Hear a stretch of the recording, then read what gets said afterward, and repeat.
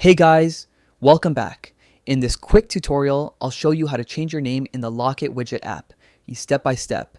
So first, open up the Locket Widget app and log in if you're not already. Then look at the top left corner and tap on the little person icon to open your profile. Inside your profile, you'll see your name and your username at the very top. Just go ahead and tap on the button that says Edit Info. This is where you can update your account details. Now you'll see options to change your first name and your last name. Type in the new name you'd like to use. It can be your real name or just something fun that your friends will recognize. Once you're happy with it, hit save. Your changes will apply right away, and everyone who has you added on Locket will see your new name.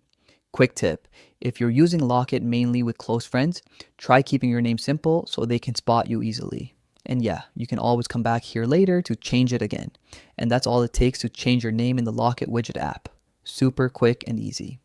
If you found this helpful, don't forget to like and subscribe for more step-by-step guides.